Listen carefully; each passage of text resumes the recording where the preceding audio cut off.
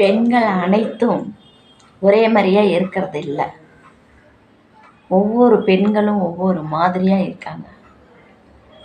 கணவன் எவ்வளோ திட்டினாலும் எவ்வளோ அவமானப்படுத்தினாலும் மாமியார் பேச்சை கேட்டுட்டு ஒரு பெண் எல்லாத்துக்கும் சலிச்சுக்கிட்டு வாழ்ந்து கொண்டு இருக்கிறாள் என்றால் தான் பிள்ளைகளுக்கோசரம், பெற்றோர்கள் எந்த அவமானமும் படக்கூடாதுங்கிறதுக்கோசரம், பார்க்குறவங்க கேவலமாக நினைக்கக்கூடாதுங்கிறதுக்கோசரம் எல்லா கவலைகளையும் அவன் மேல் போட்டுக்கிட்டு எல்லாத்தையும் தாண்டி வாழ்ந்து கொண்டு இருக்கிறான்.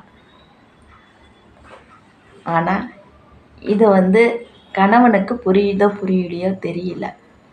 ஆனால் எல்லாத்தையும் தாண்டி தான் குழந்தைங்களுக்கு எதுவும் நேராமல் இருக்கணும், தாய் தகப்பனோட சேர்ந்து வாழ வேண்டும் என்பதற்கோசரம் வாழ்ந்து கொண்டிருக்கான்.